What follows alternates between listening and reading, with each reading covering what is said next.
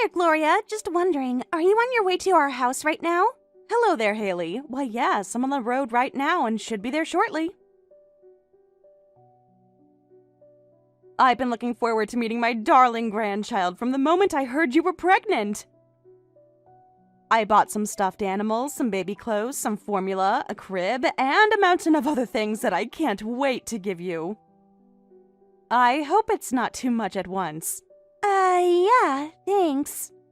Hey, Gloria, I appreciate you going out of your way to buy all that stuff for us, but could you please not come to our house? Oh, is something the matter? Is the baby sick? Did you have to cancel the party? No, the party is still on like normal. Then I'm not sure I understand, dear. What's the matter? Do I really have to say it? Fine. I don't want you to come to our house. That's it. Everyone but you is invited. What? Why would you say that? Oh, Gloria, you do understand what sort of family we are, don't you? Well, of course. You're an ordinary, happy, growing family. Just looking at you and Tucker smiling with the baby in the hospital pictures brings a smile to my face. Ordinary? Ordinary? Did you just call us ordinary? I suppose I did. Are you not an ordinary family? No, we're not anywhere even close to ordinary. We are a bona fide elite family, and don't you forget it. My husband, your son, is a company CEO, and I graduated from an Ivy League university. We go to parties with the richest, most influential people in the state. We've never gone to anything but a 5-star resort on our vacations. We live larger than most celebrities. Well, that's true, but all Tucker did was inherit the CEO position from my husband when he passed away. And as for your university, aren't I correct in understanding that you were a legacy admission? All you needed to do was fill out the application, have your parents pay your tuition, and the rest was all taken care of. I suppose you're both very fortunate in terms of family circumstances, but is that really elite? Shut up, you! You can't talk to me like that! Yes, we are really an elite couple, and never question that again! My goodness, Hallie. I'm terribly sorry to have offended you so much. Seriously, where do you get off giving me crap about how I got into college anyway? You didn't go to college. You didn't even graduate from high school. You're right, Hallie. Due to my family's circumstances, unfortunately, I had to drop out before I graduated. Right? So don't you dare criticize me about my educational attainment, got it? You'll have to forgive me, sweetheart. I was just sort of thinking out loud. I have this awful habit of saying just a little tiny bit more than I should. A little bit? You shouldn't have talked back to me in the first place. In any case, we are an elite couple, and we do not want a high school dropout woman setting foot in our elite house. We'd rather limit the negative influence you have on our child. You understand, don't you? We wouldn't want him to catch whatever disease rotted your brain, so just stay home. A disease that rots your brain? Curious. Does such a thing even exist, I wonder? Yes, it does! Ah, are you perhaps referring to Naegleria fowleri? What the hell is Naegleria fowleri? It's a form of brain-eating amoeba, although that would be a parasite, not a disease. And it doesn't rot the brain, rather the amoebas consume astrocytes and neurons in the brain.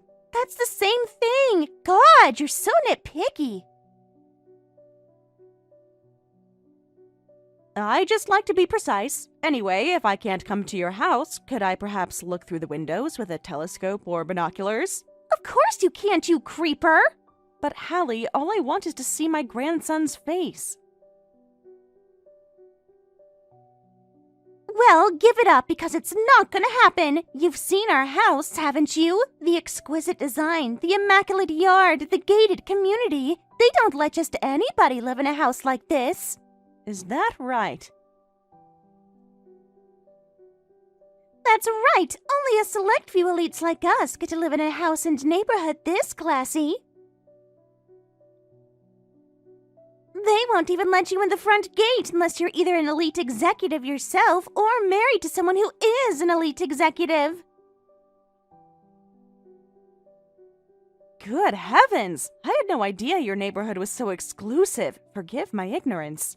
Do you get the picture now?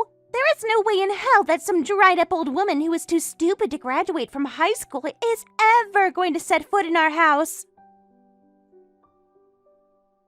I understand perfectly, Hallie. I'm simply not worthy of standing in your presence. Goodness gracious. To think I was just a few minutes away from arriving at your doorstep. Oh, the humanity! Thank you so much for setting me straight. It was my pleasure, Gloria. I'll turn around and head home immediately.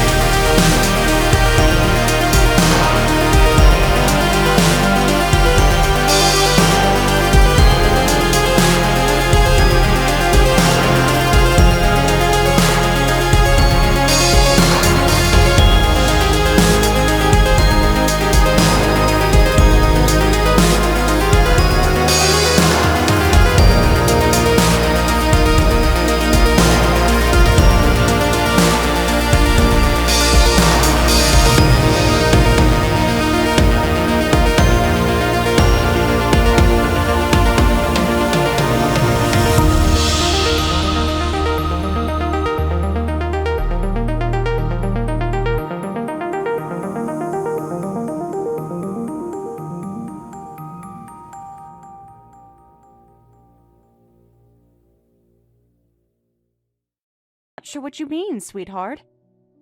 No matter what happens, you're always so...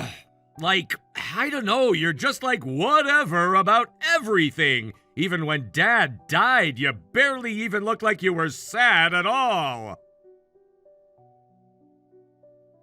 Didn't I? I suppose you might have a point. Perhaps I could have acted a bit more like a grieving widow for you. You've just floated listfully through life as long as I've been alive. You've never once done anything motherly for me at all. I'm so sorry you feel that way, Tucker. I wish I could have been a better mother for you. Yeah, well, it's too late for that now. I'm sick and tired of you, Mom. And you're only gonna get worse and worse now that you're an old maid. Oh, you don't need to worry about me, dear. I'll do my best to make sure I don't become a burden on you. You can feel free to live your life as you see fit without paying me any mind at all. And another thing. I want you out of the company as soon as possible. I'll handle all the operations. You were only ever a figurehead on the board of directors anyway.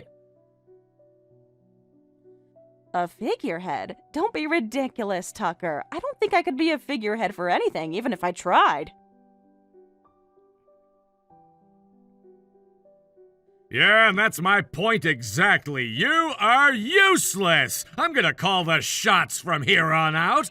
I mean, why do you think the company has grown like it has since I've been in charge? It's all me! You've been sitting on the board of directors and getting all the benefits of the company's success, while I've been doing all the work. That all ends here and now.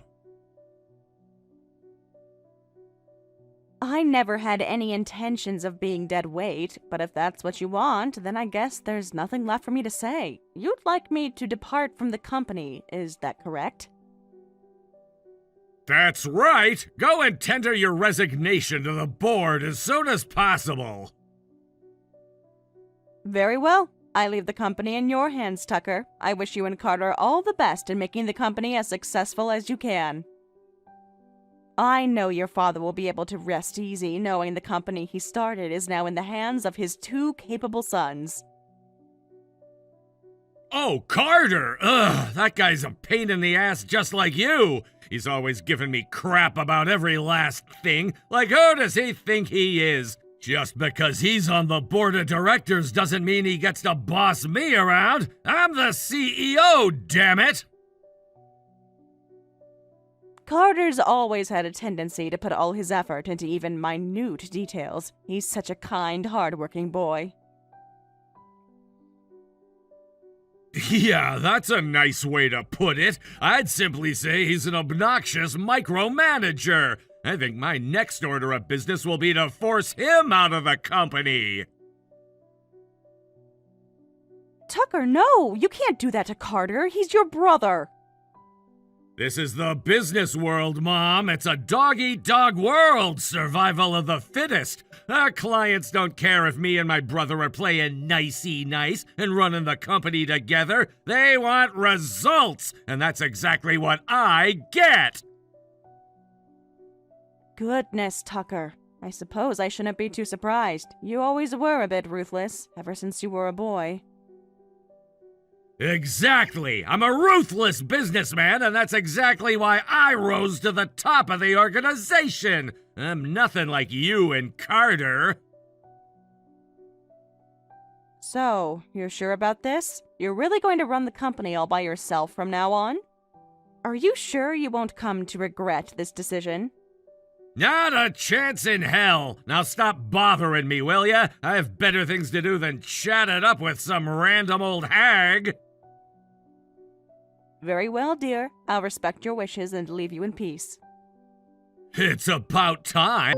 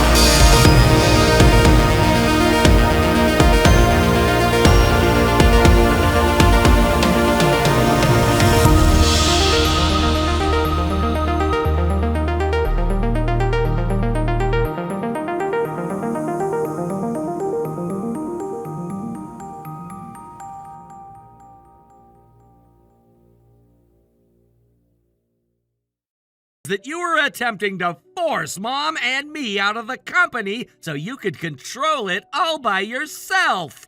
Huh? That's not true. I would never try to force you guys out of the company. What gave you that idea? Mom told me exactly what you were doing, dude. What? You're seriously gonna take Mom's word for it? She's obviously just telling you a bunch of lies. She's the one trying to force me out of the company. You'd better watch out. She'll probably come after you next. Come on, Tucker. You and I both know that Mom is incapable of concocting a scheme like that. All right, fine. I'll admit it, but it's not what you think. Yes, I was trying to get Mom to resign from her position as board chairman, but it was for the company's benefit. She's only ever been a figurehead. We don't need her on the board at all, much less board chairman. Yeah, that's what she told me you said about her, but you couldn't possibly be any more wrong. How the hell am I wrong? She doesn't do anything. She leaves all the decision-making to us. Yeah, that's called delegation. She's the board chairman. It's not her job to micromanage all the minute details of the company's day-to-day operations. Not to mention, she actually did do all the decision-making for a while. Don't you remember? She took over as CEO right after Dad died. Yeah, again, as nothing but a figurehead. She's no businessman. She admits that herself. Yeah, she's definitely not cut out for the position like Dad was, but that's not what's important. What's important is that she was the one who encouraged everyone to keep going when things were looking bad. She's a bit of a goofball, but she's a fun goofball, and honest to a fault. She was focused on keeping the company united as one team, building strong relationships within and between departments. When Dad died, everyone thought the company would go under within a year. But thanks to our Mom's hard work and dedication, the company survived. You know what I call that? I call that results, and results don't lie. But, god damn it, Carter, how can you have so much respect for her? Let me ask you the reverse side of that question. Why do you hate Mom so much? Don't you remember how she was after Dad died? Like, did you ever see her shed even one single tear for him? She was smiling and laughing the whole time at his funeral. That was because she was putting on a strong face for us, you oblivious idiot! What? Her husband died, Tucker! Do you honestly think she wasn't sad about that at all? She was obviously heartbroken. She was probably crying herself to sleep every night on the inside, but she couldn't let us see her like that. So she fought back the tears and smiled through it, all to keep us from getting discouraged. She didn't just keep the company from falling apart after Dad died, she kept us from falling apart too. No, that's not true. There's no way she was thinking that much about us. You're the only person in our circle who doesn't seem to get it, Tucker. If you're really that oblivious, then that settles it. Someone like you has no right to be the CEO of this company. I've tried my best to support you, Tucker. I wanted you to be the best CEO you could be, even better than Dad was. That's why I was so critical of you all the time. I wanted you to learn from your mistakes. And Mom, too. She was the one who encouraged the board to keep you on as CEO because she had faith in your potential as an executive. And what did you do to repay us? You stabbed us in the back! I'm not gonna let you get away with that! Fine, whatever! You wanna be the CEO? Go ahead, the job's yours! I'll just take a seat on the board of directors instead! From now on, I'm the one who'll be criticizing your every decision! Don't get ahead of yourself, Tucker. You're not the one who makes that decision. The shareholders do. And how do you think the shareholders will view your recent behavior, huh? If you're not even willing to do right by your family, why should they believe you'd be willing to do right by the company? A company is nothing without the people who make it work. Dad got that, which is why he took care of his family and his employees. You don't, however, and for that, you're getting fired. From this day forward, you no longer have any...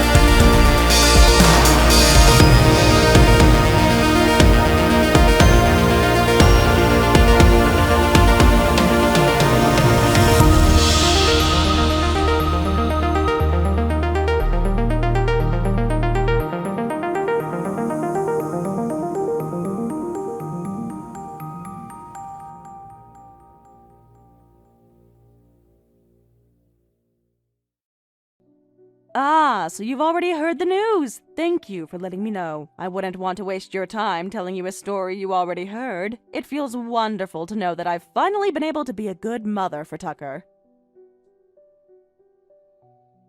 Are you insane? You got your own son fired. Is that the way you treat your family members? Well, Tucker tried to do the same thing to me, so apparently that's how he thinks family treats each other.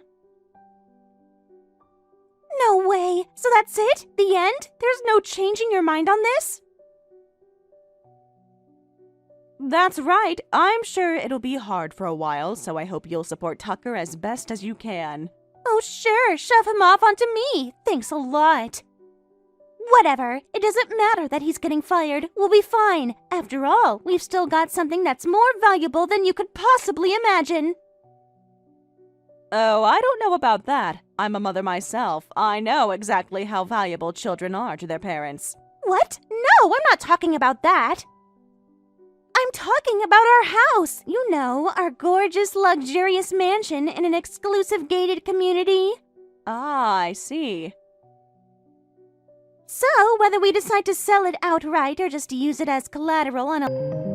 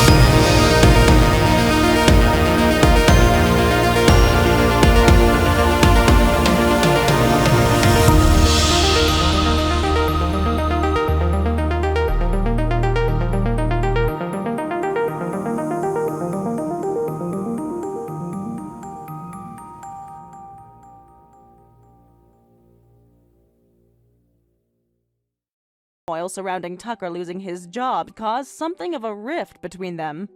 They started fighting every day to the point that they were drawing complaints from the neighbors. In the end, they got divorced. Hallie received custody of their son, and they both moved out of the apartment building. Tucker was determined that he wouldn't settle for anything other than an executive-level position. Eventually, however, reality set in, and he had to take whatever job he could get. The stress of having to deal with customers face-to-face rather than working behind the scenes was too much for him, so he started drowning his sorrows with alcohol. After the divorce, Hallie moved back in with her parents for some time.